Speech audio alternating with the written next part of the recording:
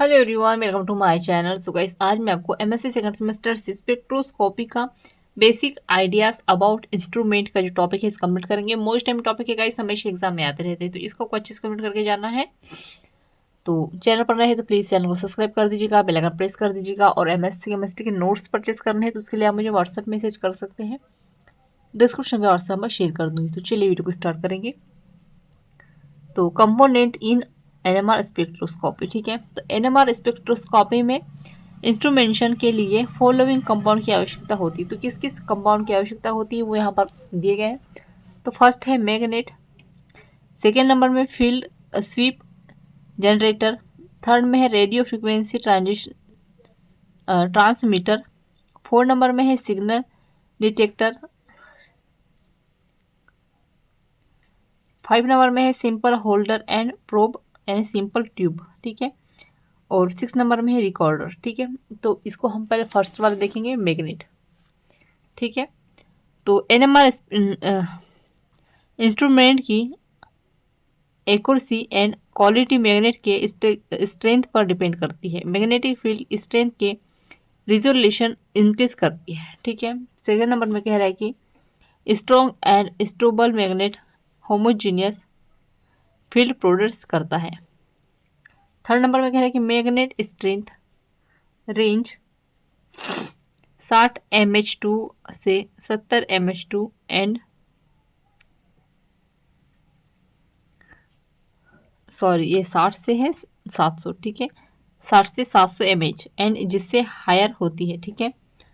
आगे देखेंगे तो यहाँ पर देखिएगा डायग्राम बना है इंस्ट्रूमेंटेशन ऑफ एनएमआर स्पेक्ट्रोस्कोपी का, ठीक है। यहाँ मैग्नेट है, यहाँ रिकॉर्डर है, यहाँ जो जो चीज़ें हमें हम जो जो चीज़ की यहाँ पर ज़रूरत है वो सब यहाँ पर दिए गए हैं, ठीक है। तो ये डायग्राम का स्क्रीनशॉट ले लीजिए और इसको आपको बना कराना है एग्जाम में। अब हम आगे देखते हैं। अब क्या कह रहा है कि क्राउड डेर्मोस्टोड के लिए मैग्नेट एंड टेम्परेचर का सेंसिटिव होना चाहिए। अब सेकेंड नंबर में देखेंगे स्वीप जनरेटर। तो for nucleus to resonate the precession frequency should become equal to the frequency out the applied FR radiation. This can be achieved by frequency sweep method के बारे में देखेंगे। तो इस मेथड का यूज़ न्यूक्लियर के resonate के लिए किया जाता है, ठीक है। इस मेथड का यूज़ न्यूक्लियस के रिजोनेट के लिए किया जाता है। नया समझे, आगे देखेंगे।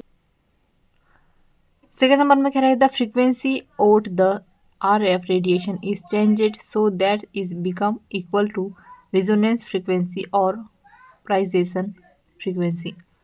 थर्ड नंबर में देखेंगे रेडियो फ्रीक्वेंसी ट्रांसमीटर। तो फर्स्ट में दिया है radio frequency transmitter radio frequency generate करता है। सेकेंड नंबर में देखेंगे जब RF radiation maximum interaction achieve करता है तो ऑक्सीलेटर कोइल सैंपल कंटेनर के अराउंड ऑक्सीलेटर करने लगती है, ठीक है। थर्ड नंबर में देखेंगे द ऑक्सीट्यूड irradiate the sample with RF radiation. Four number का देखेंगे sample holder and probe sample tube. First में दिया है NMR में सैंपल होल्डर का शेप नॉर्मली ट्यूब शेप होता है, यह सैंपल ट्यूब होती है। सेकेंड नंबर में कह रहा है कि यह ट्यूब ट्रांसपोर्टमेंट होती है।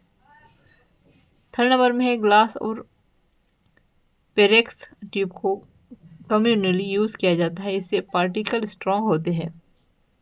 आया समझना, आगे देखेंगे।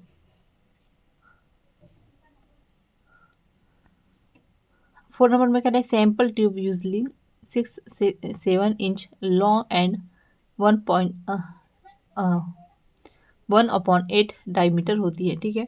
अब फाइव नंबर में है radio frequency receiver and detector.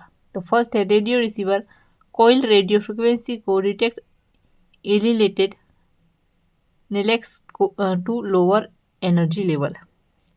Second number में कह रहे हैं कि the radio frequency signal proceeds by resonating nuclei is detected means of a coil that surround the sample the electrical signal amplituded before recording.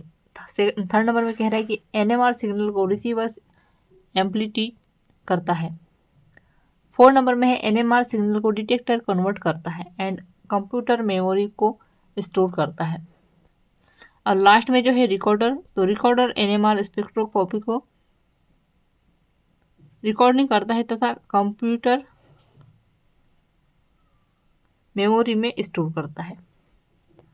तो यहाँ पर जो है हमारे जो टॉपिक है एंड होता है। सो आई होप आपको अच्छे समझ में आ गया होगा। सो प्लीज़ चैनल को सब्सक्राइब कर दीजिएगा, बेल आइकन प्रेस कर दीजिएगा, कमेंट में ज़रूर बताइएगा आपको नोट्स कैसे लगे। और MSc केमिस्ट्री और सेमेस्टर के नोट्स परचेज करने के लिए आप मुझे व्हाट्सएप मैसेज कर सकते हैं, डिस्क्रिप्शन व्हाट्सएप में शेयर कर दूँगी। Thank you.